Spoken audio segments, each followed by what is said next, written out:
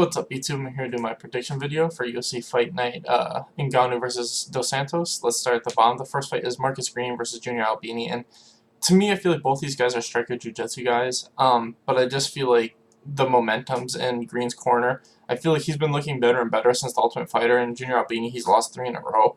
So I just feel like even though they have pretty similar styles, I think overall they're pretty close. I'm just leaning towards Marcus Green. Like I said, I like his momentum going into this fight. So I'm leaning towards him winning decision. Next is Emily Whitmire versus Amanda Ribas, and to me, I feel like both these chicks are primarily grapplers, but Emily Whitmire, in her last fight, she really impressed me. I think her grappling's gotten a lot better, and I think that's just what we're going to see in this fight. It's going to be a grappling fight, and I think we're just going to see Emily Whitmire kind of be the more dominant grappler, and I think eventually she's going to win by submission. Next is Dolce, can't say his last name, versus Dukinwa Townsend, I think is how you say his last name. They're both from South Africa. I think Dolce's gonna win. They're both primarily strikers, but Dolce's 9-1. He's a solid up and comer. Dukinwa's 18-7, so I wouldn't count him out. Like, that's the thing in this fight. It's so hard to tell because Dukinwa's taking this fight on short notice, and like I said, his record's 18-7, but he's only lost to really good guys other than like one person when I was looking him up. And like I said, they're both primarily strikers. The fact that Dukinwa's taking on short notice also makes it hard to pick him, but like I said, don't count him out, even though I'm picking Dolce. You never know, because he's super young in his career, it's a veteran, like I said. It'll be a fun striking fight for as long as it lasts, but I'm going to lean towards Dolce winning by decision.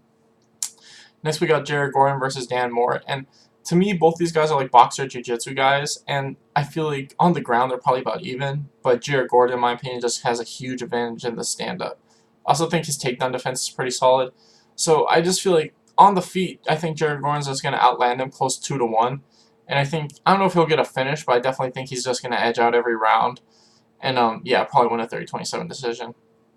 Next is Jordan Griffin versus Vince Murdoch. And Vince Murdoch, I'm pretty sure, is taking this fight on short notice. And even if he wasn't, I feel like Jordan Griffin's they fight pretty similar. They're striker, wrestling, and jiu-jitsu. They're really well-rounded, but I just feel like all the specs are one higher for Jordan Griffin. He's just a little bit better everywhere, and he's got more experience. He's got almost twice as many fights. And that's why I'm going to pick Jordan Griffin. I think eventually he'll probably win by submission, because I think it'll be back and forth, and I'll eventually end up on the ground with him submitting him. But yeah, like I said, it's like two guys with similar styles, but one guy's just better everywhere and more experienced, so yeah, I'm leaning towards Jordan Griffin. Next, we got Eric Anders versus Vinicius, can't say his last name. And if you had asked me who I thought would have won this fight 6 months ago, I would have picked Eric Anders easy. But this is his 4th fight in 10 months. I was looking this up. And if you look at his last 3 fights, it's like he got TKO'd against Thiago Santos in a war, and then he fought fucking what's-his-face, Elias Theodorou. And even though you can say Elias Theodorou doesn't hit hard, he still lands a lot of shots. And right after the war he goes through another war, loses that fight. And then, like, 3 months ago, he just fought fucking what's-his-face, a Khalil Roundtree, and he got dropped, like, 4 times in that fight. And not only that, but he got leg kicked, like, 50 times. He is fighting way too much, too close together, and he looked like shit in his last fight, and I thought that was because he was fighting too many fights too close together. I think that he's not going to look amazing this fight, in all honesty. I think he's taking way too many fights too close together. I think he should win this fight 9 times out of 10. But going into this fight, I think, like I said, he's taking too much damage too soon. I don't think he's recovered. In his last fight, I didn't think he was recovered. And, now Vinicius, I think, is going to eventually get this to the ground and win by submission. Like I said, I don't think he has horrible striking, and I think he can kind of mix it up with dudes and, get them in the clinch and eventually pull it to the ground. I think that's what's going to happen. I think Vinicius is eventually going to get it to the ground and win by submission. Next is Ricardo Ramos versus Journey Newson. To me, Journey, I think that's how you say his name, is taking this fight in short notice, and he just looks like a decent fighter. I think Ricardo Ramos is way better everywhere. I think striking and grappling, he's got big advantages in both, and I just think we're just going to see one guy who's really good fight a guy who's just okay. And I got Ricardo Ramos winning by either first or second round finish, either striking or grappling. Like I said, I think he's better everywhere. Next, we got Alonzo Menafield versus Paul Craig, and this is a lot like the Eric Anders Vinicius fight, except for without the damage. I think Paul Craig is better overall than Vinicius is, which is why this fight is closer. I think Alonso is really great in the first round, but I think he gasses a little bit as the fight goes on. I think Paul Craig, if he can survive that first round and if he can get it to the ground, I think he'll win by submission. Which is why it's kind of like one of those things, who do you think does what first? Do you think Alonso gets the first round knockout, or do you think Paul Craig gets the second or third round submission?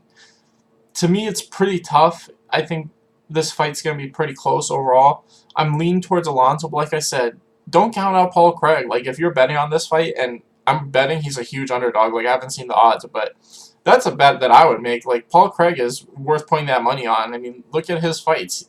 Like, he always comes back. If you don't knock him out with one shot, then, like, eventually he's going to pull you to the ground and submit you, and I think that's absolutely possible in this fight. I'm leaning towards Alonso. I think he might get that one-shot knockout, but like I said, just don't count on Paul Craig. Next is Drew Dober versus Marco Polo Reyes, and to me, Marco Polo Reyes, the last guy he fought, to me, fights exactly like Drew Dober, except for Drew Dober's, like, the specs are one higher everywhere. His striking, grappling, and jiu-jitsu, wrestling and jiu-jitsu are all better.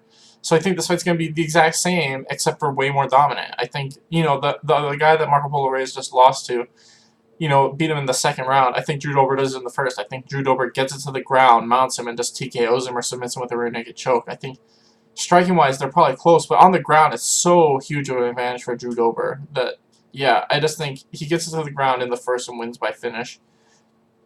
Next is Roosevelt Roberts versus Vince Pichel, and I like Vince Pichel. I think he's a fun guy to watch, but he fights one time a year, and he's been in the UFC for like 6 or 7 years. He's like 30-something. He came in at 30. At this point, it's like, if he loses this fight, he should just retire, and he probably will. I think Roosevelt Roberts is fighting consistently. He's way younger, and he's closer to his prime. Like I said, Vince Pichel's a good striker. He definitely has the possibility of catching Roosevelt, because Roosevelt hasn't wanted to use his wrestling for some reason, which might fuck him over in this fight, because like I said, I don't know why you would want to strike with a guy as good as Vince. I bet he will, but I feel like if Roosevelt uses his wrestling, he'd probably get a guillotine pretty easily. Either way, like I said, I think Roosevelt's just younger, fighting more actively and closer to his prime. I think that he'll eventually catch him with a strike and maybe take it to the ground, win by rear naked choke or something. Either that, he wins by decision. But yeah, I feel like other than Vince landing a big punch, Roosevelt's better everywhere.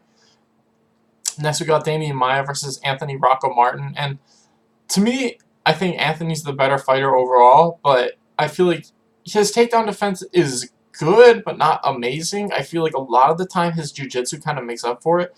Like, he'll create scrambles and shit like that. Kind of like how Luis Pena does, where he'll kind of like almost give up half a takedown to create like weird positions.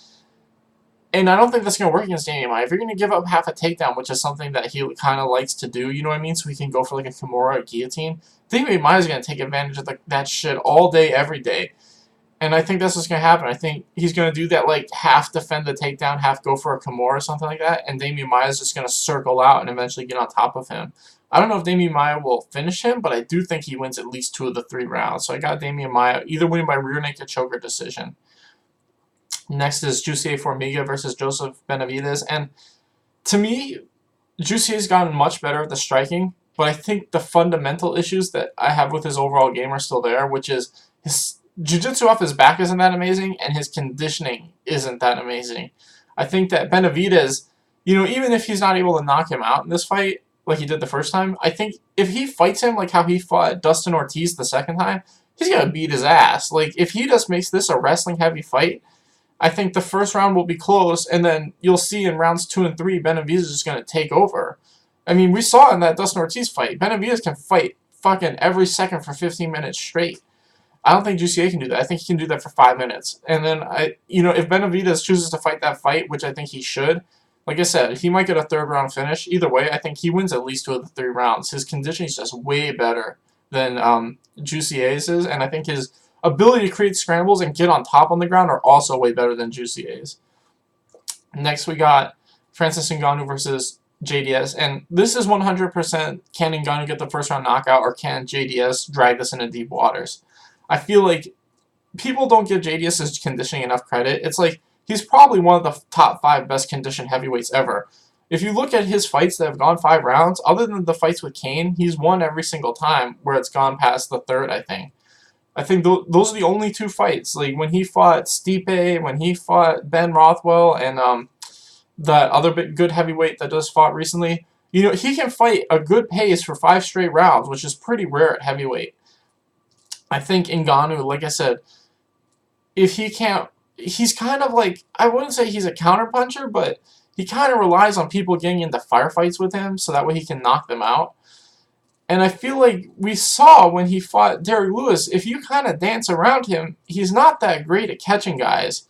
I feel like if JDS kind of fights like how he fought against Ben Rothwell, he should be able to win this fight pretty easily. Also, if he tries to go for a takedown, I wouldn't be surprised if he gets it. He's got good takedown offense, just doesn't use it very often. Like I said, it's first round knockout for Ngannou or decision win for JDS, and I'm leaning towards the decision win for JDS. Anyway, thanks for watching, guys. Please like and subscribe.